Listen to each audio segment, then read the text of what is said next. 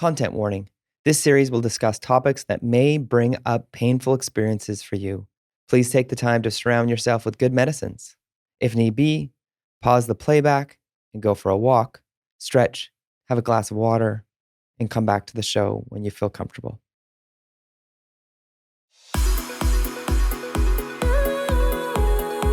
Welcome to the Métis Speaker Series. I'm your host, Darian Kovacs.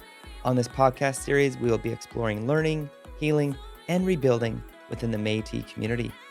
Our goal is to create awareness of and generate discussion about Métis issues, as well as how to heal from and move forward in a healthy way.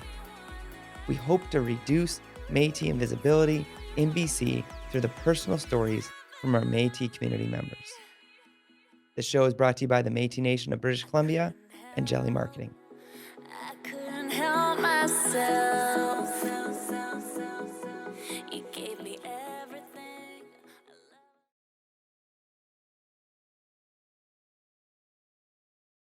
Thank you so much. My name is Shaughn Davoren. I am the Provincial Youth Chair of Métis Nation BC, as well as the Minister of Youth for Métis Nation BC. I've been in this position for a year now, but I've been with the Métis Nation I just celebrated my 7th year. This last year, I've been the regional youth rep before the provincial youth rep. And yeah, that's sort of what I'm doing there, or how long I've been doing it.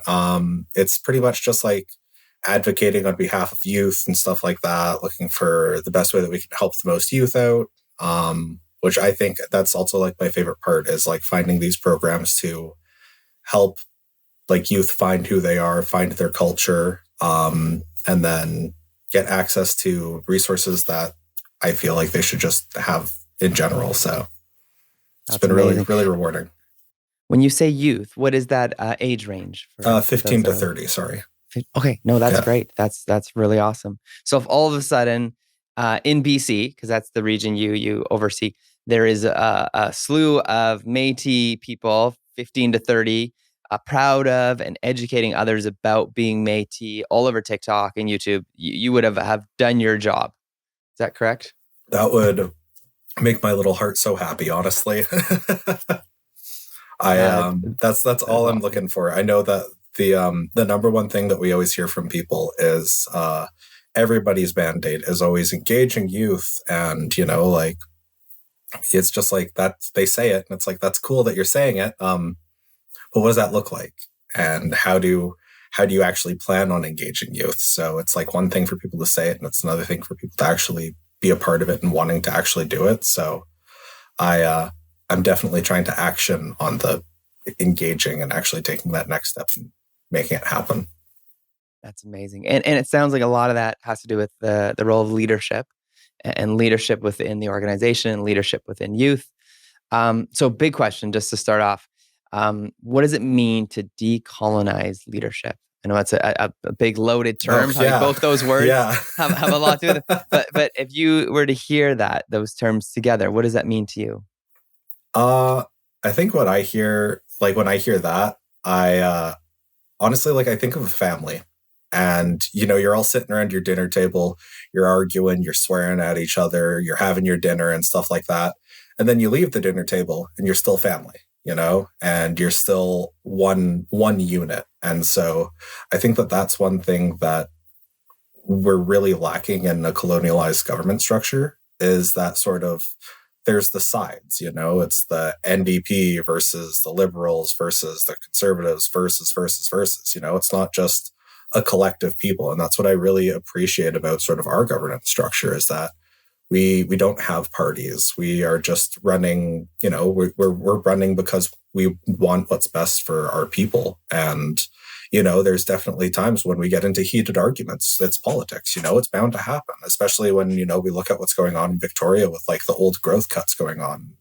There's some people who are, really for the industrialized progress of it. And then there's other people who are definitely more against like keeping the old growth. So I think that what's really important about us, though, is that we do still sort of, as soon as we walk away from the table, we're still family, and we still keep that with ourselves. So I don't know if that answers it, but I guess just like sort of treating it more like family and less like a job, I guess. Cool. And when it comes to specifically Métis culture, how do you see Métis culture amplified within leadership roles? I think that it's a lot through sort of the generations, and like I learned a lot through my grandma and my mom when it comes to sort of like they're sort of who inspired me to really drive and really sort of push that envelope and keep on trying my best. And it's something that really sort of sticks in the Métis culture of, the matriarchs rearing people and, really being the head kahunas when it comes to, the family units and stuff. And the men would just go off and hunt and get trapped and whatever. And, and it was the women who were really looking after us. And I've been looking up to them forever, and I don't plan on stopping anytime soon. That is awesome. And when it comes to those roles and those women in your life, maybe tell me some stories, maybe an example of the way that they lived out their Métis culture in the way that they led you. Even. Yeah, for sure. So my grandma, she's the captain of the hunt for the Thompson Okanagan. So she works with the on the environmental side and like making sure that we are like everybody's doing their harvesting surveys and stuff like that. We have harvesting cards and making sure that we have access to the sort of core courses and stuff like that. Like that's something that she's been really pushing for lately. And that's something that she didn't think that she'd see in her lifetime. And so she's like over the moon that we're sort of getting to this place where we're getting that acknowledgement that she's been fighting for so long. And I think that the trait that I see in both her and my mom is really just stubbornness, but in like the best possible way. Like they're both just so adamant and so driven in what they do, like, and the amount of hours that they put into like just make sure that something happens is so inspiring to me, and has definitely been an issue for me because I like to joke with my mom that she's given me a horrible work ethic, but a really good work attitude. And she's always like, what do you mean a horrible work ethic? And I was like, the last time I was talking to her about this, I was like, well, mother, I'm in nursing school, which is, full-time classes. I've just taken on this position with the Métis, which is full-time. I also just picked up a job as a casual overnight care aide. So, where's the free time there? And she's like, well, you're working hard. And I was like, bad work ethic. But like, it's so indicative of her, of just like working hard and being proud of the work that you do, because I could very easily not put the effort that I do into like certain aspects of my life. And then just like, let it slide. But the way that I was raised by her, and I am really truly thankful of it, is that if I see something, I've got to say something. I've got to do something about it. I can't just sort of like leave it be by the wayside kind of thing. That's awesome. And now the incredible role you get to play working with youth. How do you help them understand leadership as a practice rather than just a specific official role or a plaque on their desk or a thing on their LinkedIn? I think that that's such a good way to look at it too, I've never thought to actually phrase it that way, because I never introduce myself to people as, hi, my name's Shaughn Davoren, I'm the provincial youth chair, I'm Shaughn. And I think that people know leaders without needing to be told that they're leaders. And so that's really what I'm trying to inspire with the Métis Youth British Columbia. That's our group here.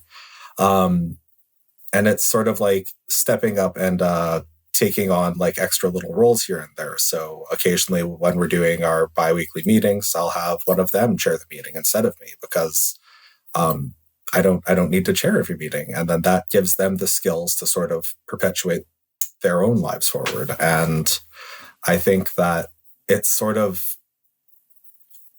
that's learned, not taught, I think. Leadership skills.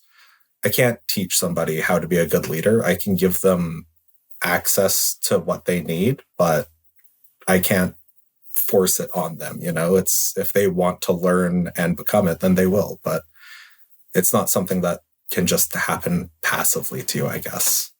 Yeah.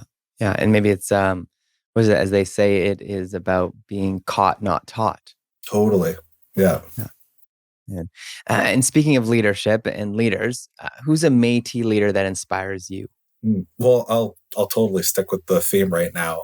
I think what's really awesome, and I'll reiterate, I think that it's great that we are a matriarchal people. And when you look at the leadership in Canada, even, we have Lisa here in BC, we have Audrey in Alberta, we have Margaret in Ontario, and just recently we have Cassidy as the national president. So, like, I have Cassidy was actually the previous youth chair, and I just think it's so inspiring that she's where she is now, and it's really sort of like making me think. I was like, yeah, why not go for like a higher position in leadership? I don't have to be youth, I am, just because I'm youth doesn't mean I have to be the youth. You know what I mean? Like, we don't have to look at ourselves sort of compartmentalized that way. And so I'm really inspired by her going for that national presidency and then winning it. Even if she didn't win it, I'd still be inspired for her putting her name forward. So yeah, I'm just over the moon that's what happened. That's awesome. And if you were to look back in history, maybe who are some of the kind of incredible Métis women in history that you look up to? I don't know any like I don't want to say like a specific woman. I just think that it's all of our mothers. It's our grandmothers. I think that it's so like to single out one is almost unfair to the others. It does an injustice, like I think of like the stories that you hear when it's like, the men would go away and then a husband would die or something would happen. And they're like, well, I guess not only am I the woman of the house, but now I'm the man of the house too. And our Métis women would always step up to the and thrive. I think that it's such an amazing skill that they have, and one that I'm truly envious of. Honestly, I don't know if I could do half of the stuff that I read. I was looking most recently just through like nursing school about like the Grey Sisters were actually taught a lot about around, I believe it was around 1800s or so. They were taught a lot of indigenous practices by the women to help to keep people alive, because that's what our people had been doing for forever and ever. So we were willing to sort of train on these new nurses and teach them what we knew, which I think is also such a great sort of knowledge exchange there, of being able to trade that like our traditional medicines with the more contemporary West medicines coming from like Europe and stuff. So I'm in awe of them every day. That's awesome. And maybe kind of fill us in on some of the stuff that Métis youth are doing right now in the province that maybe most people wouldn't be aware of, or something that might surprise us that you're up to. For sure. So I think one of the things that I'm most proud about right now is we're starting up, it's called the My BC subcommittees. And so the subcommittees, what their role is going to be is it's a youth will put their name forward that they want to join the subcommittee. And then that subcommittee will work directly with the ministry that it's associated with. So say, for example, the health subcommittee, which I'm part of, it will be working directly with the health ministry. So if the health ministry has anything that they want that youth input on, like that, they know exactly where to go, that they go directly to this subcommittee. And it's my favorite way to put it is it's more better engagement, because first off, I love using improper English. It drives my mother up the wall, so I have to every time I can. But it truly is. It's more engagement that we're missing, because it's not just that it's almost accidental nepotism of, oh, hey, Shaughn, I have this health program that I need going, and I need 3 youth who are interested. Can you give me 3 names by tomorrow? And I go, sure, I know these 3 youth, and I don't know if they're interested in health, but like, I just want the Métis youth voice there. So and then the next time it'll be like, hey, Shaughn, I need an environmental person by the end of the day. And like, I'll still just like, I'll go sort of like down the list, and it is nepotism, sort of. It's not intentional, but like, this is sort of a way that we can negate that by having these subcommittees who it's like, all right, hey, health subcommittee, I'm looking for somebody who wants to take part in this. And then they can come together and be like, we'll send so-and-so and from us, and this person knows this person who has never been linked into the Métis Nation before.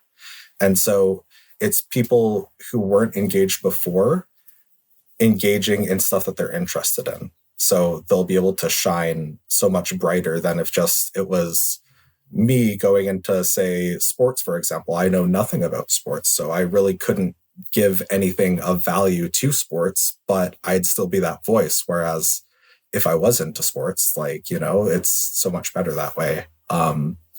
So yeah, definitely. And we're still accepting applications for that. I'll totally plug that on the MNBC Facebook page. If you type in the subcommittees, my BC subcommittees, there is still definitely time to send, I believe it is Brittany, an email application. That's incredible. Maybe for you, when you think of Métis youth, what is unique about the youth who are from, the Métis community? Like, what are you discovering, or maybe what are they discovering in themselves even that you'd like to share? Yeah, I think what's really awesome, it actually came from the subcommittee meeting. It was sort of like we were doing like our closing comments, like anything anybody wants to add. And somebody said, and it was so cool. They're like, I just want to say that this is the first time I've been in a call with all Métis people, and I just feel welcome.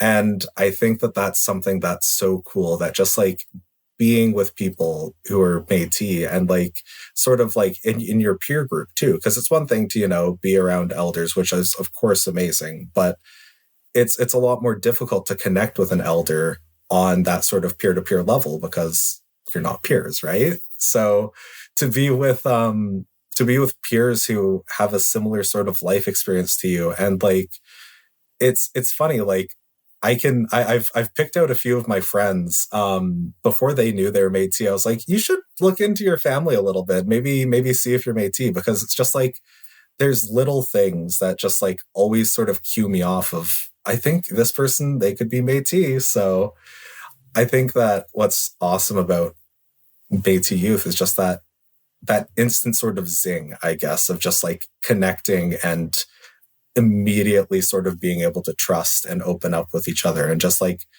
be who you are, like, and being genuinely you, I think is such a great experience. It's amazing. You mentioned things that set you off, that you could tell that they were Métis. What are some of those things that you could share? Yeah, I think that it's just like, it's appreciation for your fellow man, I guess is the best way to put it. Like, I've yet to meet a non-compassionate Métis person. I've yet to meet a non-loving Métis person. And like when you talk to somebody for a while, you can just like sort of like start like picking up things. It's like, wow, you care a lot more about this issue than a lot of people do. Or if they remember something small that you did, it's like those little like bits of compassion where you're like, I'm picking up that you really care. And like, I feel like that caring comes from being a Métis person, I guess. And yeah, I think that that's definitely what usually keys me is you care too much about me for having just met me. That's really cool.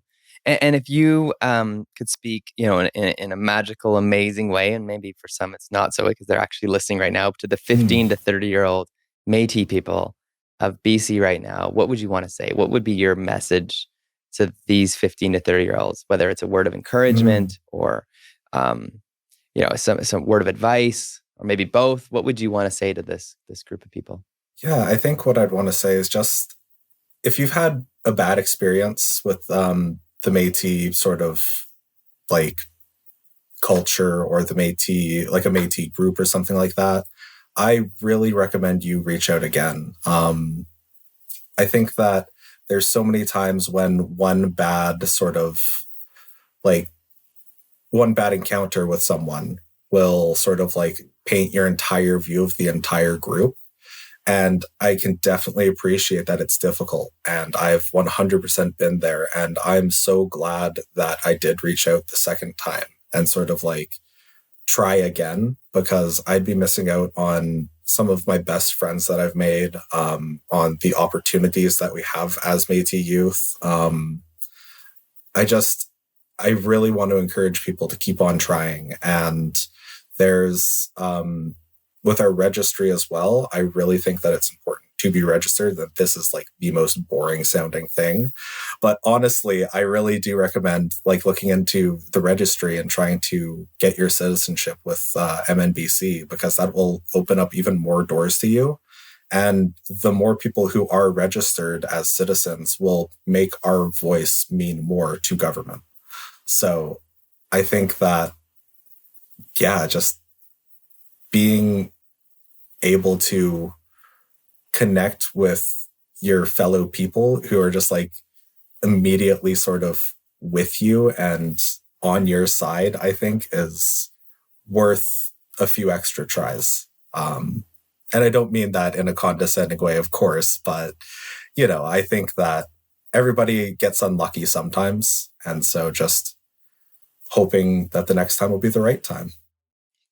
That's awesome.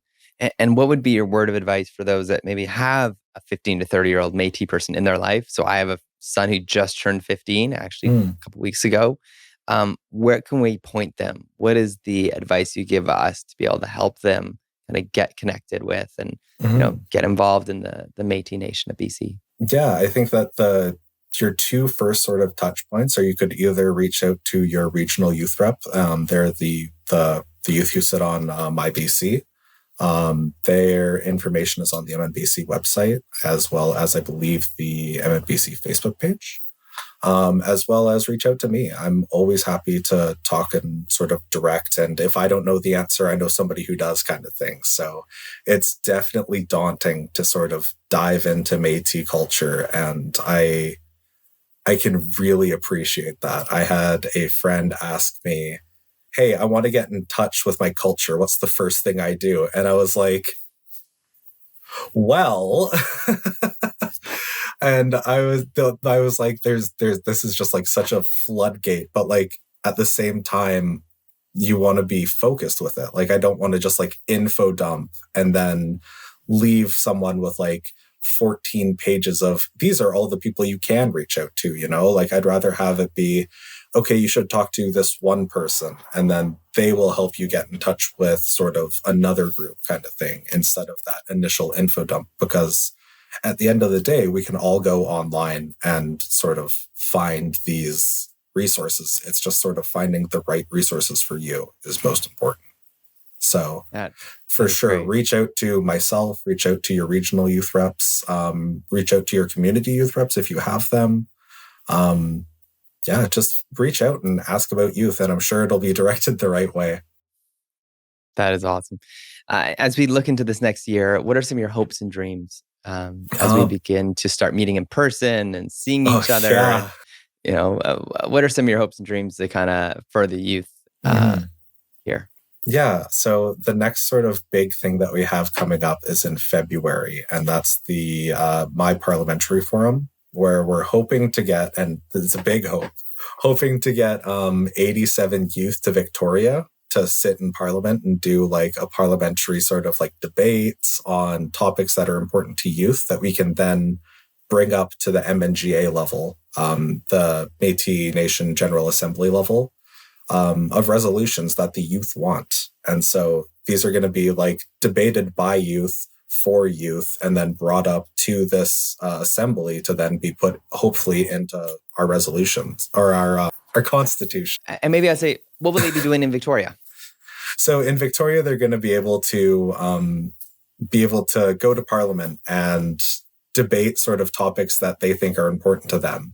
And from there, it'll be brought up to the MNGA level, the Métis Nation General Assembly level, where we can then sort of discuss these resolutions and then hopefully vote it into actually fit into the Constitution. So this will be like completely youth-led and youth debated, and, you know, we're just going to youth the youth out of it. That's awesome. Do you find that there's opportunities for Métis youth in BC to connect with other Métis youth across the country, in other areas? So actually, that sort of brings me to back to my parliamentary forum, actually, is we're going to be we're holding seats for each of the other provincial bodies. So we're going to be sending out invitations to them to bring youth as well. And hopefully we'll be able to sort of start talks of maybe getting a national youth group sort of started up. But that's way down the road. So, but definitely that's sort of what we're looking to start with right now. And I'm in talks with some of the other provincial heads to just sort of like, I've got a few friends who've just recently moved to Alberta who want to stay involved in, Métis life and Métis politics. And so sort of like finding the right people to link them into in Alberta. And yeah, I think that there's definitely the potential coming. And that's something that I'm looking forward to a lot more next year as I'm sort of finding my feet in this role. And another really fun thing, actually, that I forgot to mention is we have a mental health forum that will, as of next year, be annual. We did the first one this year. It was 3 nights over Zoom, which is super fun. But the interest and the want to have it happen again next year was through the roof, even though it was on Zoom. And we had, I believe, upwards of 20 people on Zoom in the evenings, like just trying to learn more about the mental health that we were offering, like the mental health assistance, supports that we had, just sort of like coping skills and stuff like that. And so that'll be happening again next year, and something that I really am hoping will become just like a sort of stapled annual event, which I think everybody needs mental health help. Honestly, like even if you're spick and span, like I think that everybody can do that introspective look and be like, I could be a little better. That's awesome. So question for you that I want to close with. You're in an elevator, someone walks in, notices that you've got an awesome Métis shirt on, or they just pick up the fact that you are Métis, and they ask you, what does it mean to you to be Métis? And you've got like maybe 10 floors to tell them this kind of short, concise, what does that mean to you? What does it mean to you to be Métis? Well, the first thing I do is press the emergency stop button because 10 floors isn't enough. I think that being Métis it's having a second family, I think that I can talk to any person that's Métis and just know that I'm safe with them. I did a super crazy thing and met an internet friend, which is always scary for me because, you're phrased being taught that they're all scary, like 50-year-old men who are going to steal you and put you in a van kind of thing. And I was like, mother, I am 24 years old, but I'm still scared. But I found out that they were Métis, and literally I told her that, and she's like, oh, okay. And I was like, that's it. Like there's no like humdrum about it. It's just like, that's fine. And so I think that it's just that sort of family connection. And a lot of the times it is a genuine family connection. I think that it's really funny when it's like, all right, these are my family names. We go like, cousin, how's it going? That's very, very cool. Anything else that you want to leave with listeners and viewers? Any other thoughts, feelings? I guess like if anybody is curious about like wanting to know more about being Métis, you're always free to send me an email. My email is on the website. It's on the Facebook. It's just sdavoren@mmbc.ca, and I will gladly get back to you. I love talking clearly, and I love talking about Métis stuff even more. So feel free to reach out to me, and I would love to get back to you. Well, Shaughn, thank you for coming on the show. Thank you so much for having me. I really appreciate it. This has been the Métis Speaker Series podcast. I'm Darian Kovacs. Thanks to the Métis Nation of British Columbia for making this possible, with funding provided by the Civil Forfeiture Office's Indigenous Healing Stream. You can listen to all of our episodes, learn more about the podcast, and sign up to the Métis Nation of BC newsletter to stay up to date on Métis news at métispodcastseries.ca. You can find out more about the music we're playing by Love Life by visiting SoundCloud at soundcloud.com/lovelifeofficial, LYF official, and link in the show notes for your convenience. Follow us on Apple Podcasts, Spotify, or your favorite podcast listening device. See you again soon. Mina Kawapa Mitten. Thank you. Marci for listening.